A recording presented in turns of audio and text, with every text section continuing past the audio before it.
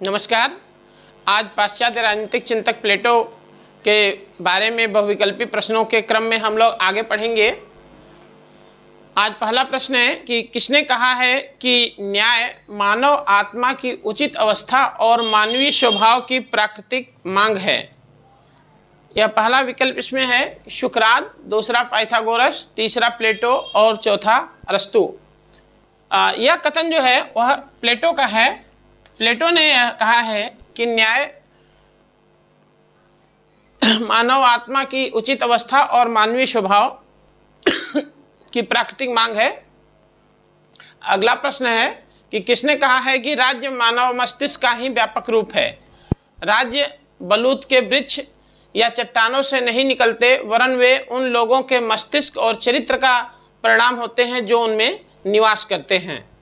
इसमें विकल्प है सिफालस, थ्रेसिमेकस, पाइथागोरस और प्लेटो। इस प्रश्न का भी सही विकल्प है प्लेटो। प्लेटो का यह मानना था कि राज्य मानव मस्तिष्क का ही व्यापक रूप है। और अगला प्रश्न है कि निम्नलिखित में से कौन प्लेटो के अनुसार राज्य का एक वर्ग नहीं है। राज्य के कुल 3 वर्ग प्लेटो ने बताए थे, क्योंकि उसका मानना था कि मानवीय आत्मा के 3 प्रमुख तत्व होते हैं और उन 3 तत्वों के अनुसार जो है 3 वर्ग भी राज्य में होते हैं।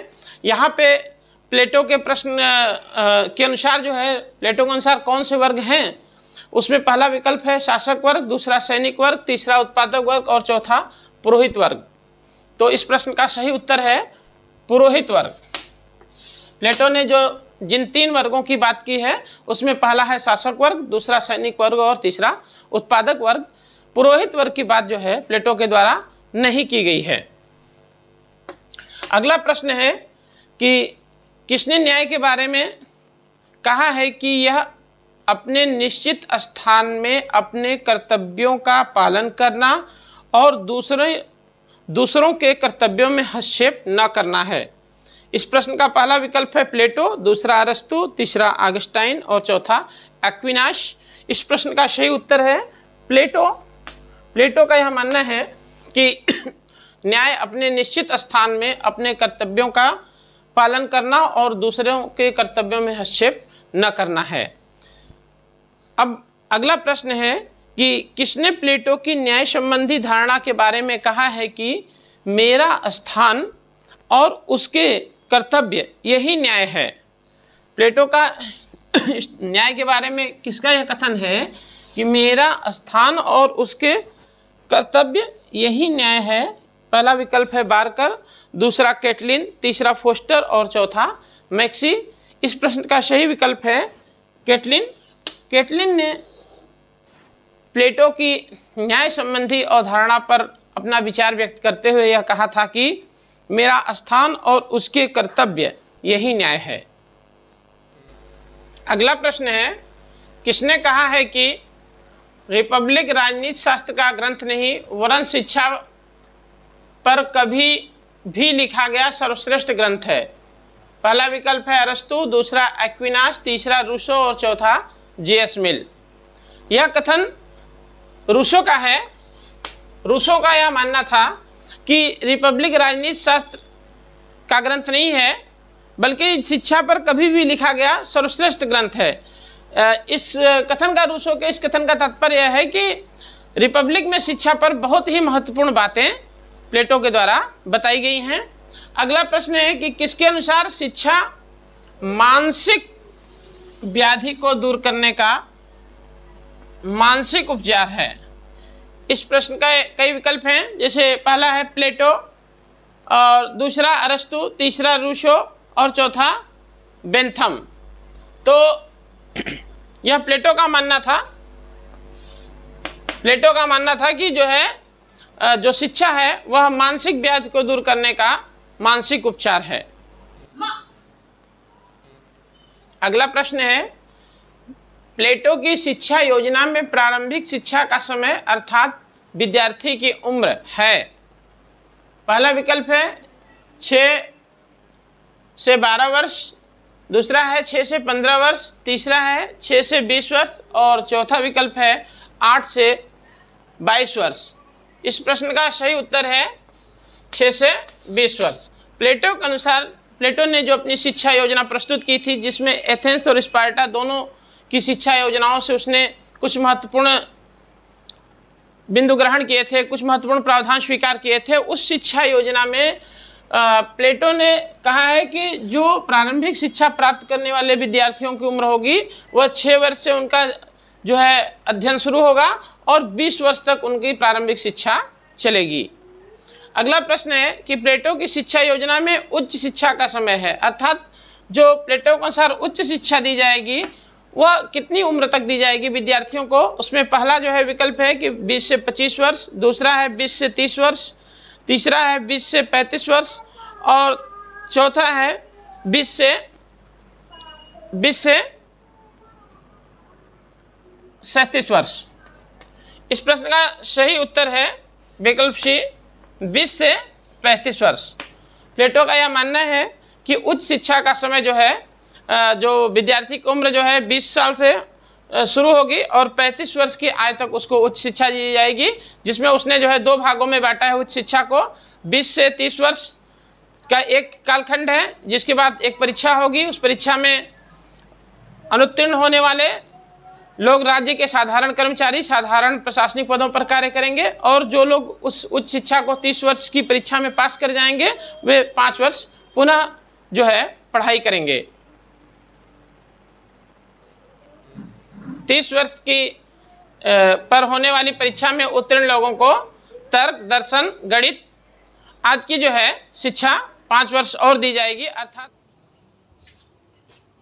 अगला प्रश्न है कि प्लेटो की उच्च शिक्षा राज्य के किस भावी वर्ग के लिए है, अर्थात उच्च शिक्षा से किस वर्ग का निर्माण होता है, किस वर्ग का पता चलता है। पहला विकल्प है शासक वर्ग, दूसरा सैनिक वर्ग, तीसरा उत्पादक वर्ग और चौथा विकल्प है सैनिक एवं उत्पादक वर्ग। इस प्रश्न का सही उत्तर है शासक वर्ग, अर्थात प्लेटो की जो शिक्षा संबंधी योजना है उसमें उच्च शिक्षा से शासक वर्ग के सदस्यों का पता चलता है। अगला प्रश्न है कि उच्च शिक्षा के पाठ्यक्रम में प्लेटो ने किसे शामिल नहीं किया है। पहला विकल्प है गणित, दूसरा दर्शन शास्त्र, तीसरा ज्योतिष शास्त्र और चौथा संगीत एवं व्यायाम। इस प्रश्न का सही उत्तर है संगीत एवं व्यायाम। संगीत एवं व्यायाम को प्लेटो ने अपनी शिक्षा योजना में प्रारंभिक शिक्षा में महत्वपूर्ण स्थान दिया था, जबकि उच्च शिक्षा में प्लेटो ने गणित, दर्शन शास्त्र, ज्योतिष शास्त्र को विशेष महत्व दिया है। प्रश्न है ज्यामिति से अपरिचित कोई व्यक्ति यहाँ प्रवेश न करे, यह वाक्य कहाँ पर अंकित था। पहला विकल्प है अकादमी पर, दूसरा विकल्प है लेशियम, तीसरा पाइथागोरस का घर और चौथा प्लेटो के घर पर। इस प्रश्न का सही उत्तर है अकादमी। प्लेटो की अकादमी पर यह वाक्य अंकित था कि ज्यामिति से अपरिचित कोई व्यक्ति यहाँ प्रवेश न करे, क्योंकि प्लेटो ने अपनी शिक्षा योजना में उच्च शिक्षा के तहत गणित को बहुत ही महत्व दिया था। अगला प्रश्न है कि निम्नलिखित में से कौन प्लेटो की शिक्षा पद्धति की विशेषता नहीं थी। पहला विकल्प है कि राज्य नियंत्रित अनिवार्य शिक्षा, दूसरा विकल्प है स्त्री पुरुष दोनों के लिए समान शिक्षा, तीसरा विकल्प है कि व्यक्ति के सर्वांगीण विकास का लक्ष्य और चौथा है धर्म और नैतिकता को महत्व नहीं। इस प्रश्न का सही उत्तर है धर्म और नैतिकता को महत्व नहीं। यह प्लेटो की शिक्षा की विशेषता नहीं थी। राज्य नियंत्रित अनिवार्य शिक्षा की बात करते हैं प्लेटो अपनी शिक्षा योजना में। इसके साथ साथ स्त्री और पुरुष दोनों के लिए समान शिक्षा की बात करते हैं और साथ ही साथ उनके शिक्षा का लक्ष्य व्यक्ति का सर्वांगीण विकास है। यह जो है धर्म और नैतिकता को महत्व नहीं, यह प्लेटो की शिक्षा योजना की विशेषता नहीं है, क्योंकि धर्म और नैतिकता को भी प्लेटो ने अपनी शिक्षा योजना में महत्वपूर्ण स्थान दिया था। अगला प्रश्न है मित्रों के बीच सभी वस्तुएं साझा होनी चाहिए, यह कथन है सुकरात, पाइथागोरस, सिफालस, अरस्तु। तो इस कथन का कि मित्रों के बीच सभी वस्तुएं साझा होनी चाहिए, यह कथन है पाइथागोरस का। अगला प्रश्न है कि प्लेटो के साम्यवाद की विशेषता नहीं है। पहला विकल्प है साम्यवाद केवल शासक वर्ग एवं सैनिक वर्ग के लिए है। दूसरा विकल्प है साम्यवाद केवल उत्पादक वर्ग के लिए है। तीसरा, प्लेटो का साम्यवाद त्याग का मार्ग है। और चौथा, साम्यवाद का उद्देश्य राजनीतिक है, आर्थिक नहीं। तो प्लेटो के साम्यवाद की विशेषता है, एक विशेषता है कि साम्यवाद केवल शासक एवं सैनिक वर्ग के लिए है, यह विशेषता सही है। दूसरा है साम्यवाद जो है केवल उत्पादक वर्ग के लिए है, यह जो है प्लेटो के साम्यवादी सिद्धांत की विशेषता नहीं है, यही विकल्प सही है। और बाकी जो तीन है कि एक तो शासक एवं सैनिक वर्ग के लिए है। दूसरी चीज़ जो है प्लेटो का साम्यवाद त्याग का मार्ग है, वह यह जो है विश्वास व्यक्त करते हैं प्लेटो अपने साम्यवादी सिद्धांत में कि अभिभावक वर्ग अर्थात जिसमें सैनिक एवं शासक एवं सैनिक वर्ग के सदस्य हैं, वो जो है अपने आप को परिवार और संपत्ति से दूर रखेंगे। और तो यह भी त्याग का मार्ग है, यह विकल्प सही है। और तीसरा है कि साम्यवाद का उद्देश्य राजनीतिक है, आर्थिक नहीं। यह तीनों जो है शासक एवं सैनिक वर्ग के लिए साम्यवाद है, दूसरा साम्यवाद त्याग का मार्ग है, और तीसरा जो है साम्यवाद का उद्देश्य जो है राजनीतिक है, आर्थिक नहीं। ये तीनों जो है प्लेटो के साम्यवादी सिद्धांत की विशेषता हैं। तो जो विकल्प बी है वही सही है कि साम्यवाद केवल उत्पादक वर्ग के लिए है, यह जो है प्लेटो के साम्यवादी सिद्धांत की विशेषता नहीं है। अगला प्रश्न है, किसने कहा है कि परिवार एक ऐसा स्थान है जहां मनुष्य की प्रतिभा का हनन होता है तथा पत्नी की मानसिक शक्ति चौके चूल्हे में बर्बाद हो जाती है? पहला विकल्प है सुकरात, दूसरा पाइथागोरस, तीसरा पोलीमार्कस और चौथा प्लेटो। यह कथन जो है वह प्लेटो का है। प्लेटो ने अपने परिवार एवं संपत्ति संबंधी साम्यवाद में यह बात रखी है कि परिवार जो है वह ऐसा स्थान है जहाँ पर मनुष्य की प्रतिभा का हनन होता है और पत्नी की जो मानसिक शक्ति है वह चौके चूल्हे में घर के कामकाज करने में बर्बाद हो जाती है। अगला प्रश्न है कि किसने कहा था कि दर्शन ही आत्मा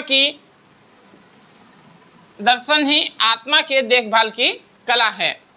पहला विकल्प है प्लेटो, दूसरा सुकरात, तीसरा अरस्तु और चौथा सिफालस। यह कथन जो है वह सुकरात का है। सुकरात के अनुसार दर्शन ही आत्मा के देखभाल की कला है। प्लेटो ने अपनी किस पुस्तक में लिखा है कि हमारे नगर राज्यों में तब तक कष्टों का अंत नहीं होगा जब तक कि दार्शनिक राजा नहीं होंगे या इस संसार के नरेशों और युवराजों में दर्शन की भावना और सत्ता न होगी। तो पहली पुस्तक है स्टेट्समैन, दूसरा है लॉज, तीसरा क्रीटो और चौथा रिपब्लिक। सही विकल्प है रिपब्लिक। रिपब्लिक में प्लेटो ने दार्शनिक राजा का सिद्धांत प्रतिपादित करते हुए उपरोक्त कथन कहा है और उनका यह जो है इस कथन का अर्थ है कि प्लेटो का यह मानना है कि नगर राज्यों के कष्टों का तभी अंत होगा, नगर राज्यों में तभी शांति स्थापित होगी जब या तो राजा दार्शनिक होंगे या तो फिर दार्शनिक लोग राजा बन जाएंगे। अगला प्रश्न है कि किसने कहा है कि जहां राजा सद्गुणी है वहां कानून अनावश्यक है और जहां राजा सद्गुणी नहीं है वहां कानून निरर्थक है? यह प्रश्न है कि जहां राजा सद्गुणी है वहां कानून अनावश्यक है और जहां राजा सद्गुणी नहीं है वहां कानून निरर्थक है। यह किसका कथन है? इसमें विकल्प हैं, पहला सुकरात, दूसरा पाइथागोरस, तीसरा अरस्तु और चौथा कन्फ्यूशियस। यह कथन जो है चीनी दार्शनिक कन्फ्यूशियस का है। कन्फ्यूशियस का मानना था कि अगर राजा सद्गुणी है तो वहाँ कोई कानून की आवश्यकता नहीं है और अगर राजा सद्गुणी नहीं है तो वहाँ कानून होने का कोई अर्थ नहीं है क्योंकि राजा जो है उसको मानेगा ही नहीं।